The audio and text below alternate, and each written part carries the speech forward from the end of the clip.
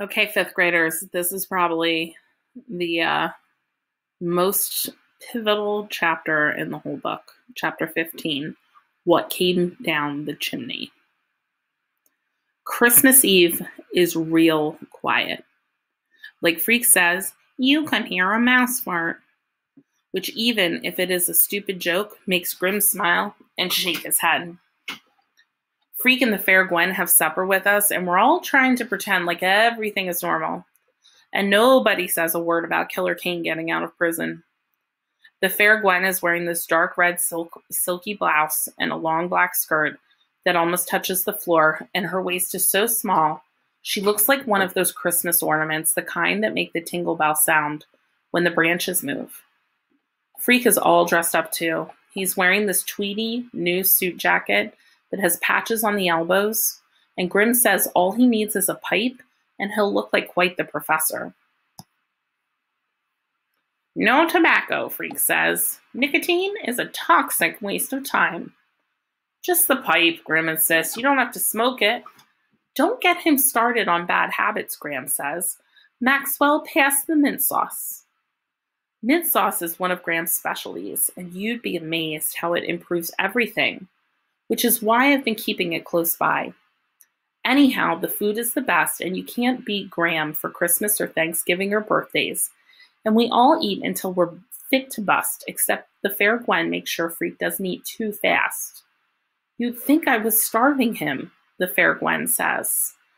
Please, sir, more gruel, he says, holding up his plate and making a funny face where his tongue sticks out sideways. And Graham laughs so hard she has a coughing fit, which makes us all shut up. After supper, we sit around like you do, admiring the tree and talking about how lucky we are not to be homeless. And Grim starts telling these old stories about when he was a kid and they got lumps of coal in their stockings. If we were lucky, we got an apple core, he says, or a few orange rinds. Now, Arthur, Gran says, you never got a lump of coal in your life. You're right. We never got a lump of coal. Can you imagine?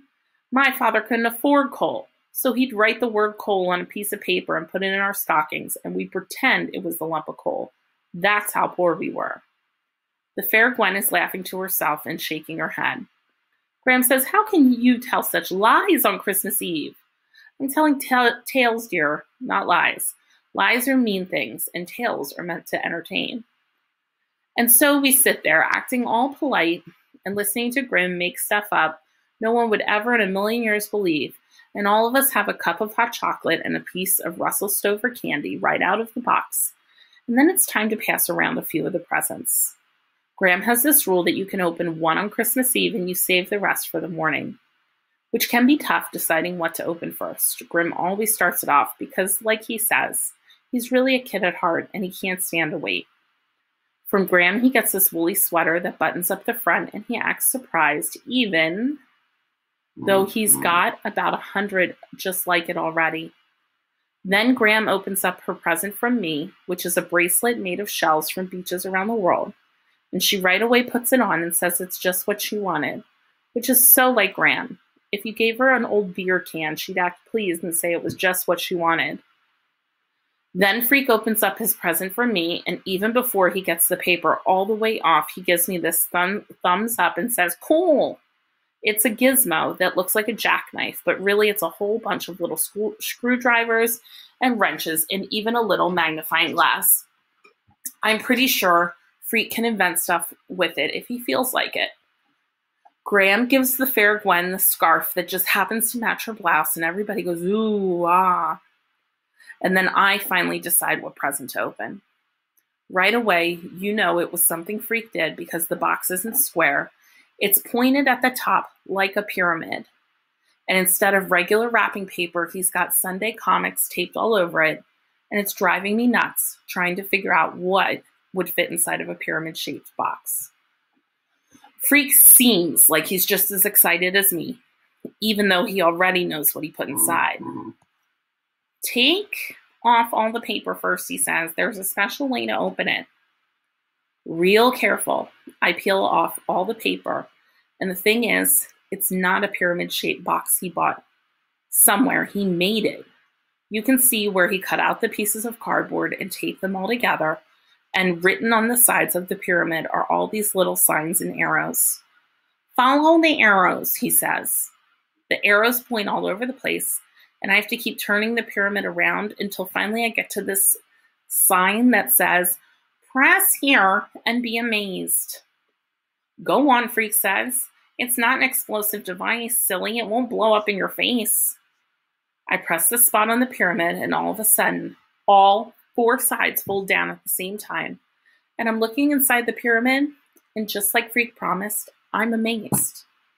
The young man is a genius, Grim is saying, and I don't use that word lightly. Grim is right about that because Freak has the whole thing rigged with these elastic bands and paper clips, which is what made the sides unfold all at the same time. And inside this little platform is this little platform, and on the platform is a book. Not a normal book like you would buy in the store, a book he made himself. You can tell that right away. It looks so special, I'm afraid to pick it up or I might ruin it. What I did was take all my favorite words, Freak says, and put them in alphabetical order. Like a dictionary? Exactly, Freak says, but different, because this is my dictionary. Go on and look inside. I open up the book the way he asks, and pages smell like a ballpoint pen. It starts with A, just like a regular dictionary, but as Freak said, it's different. A, aardvark, a silly-looking creature that eats ants. Arg! What the aardvark says when it eats ants. Abacus, a finger-powered computer. Abscissus.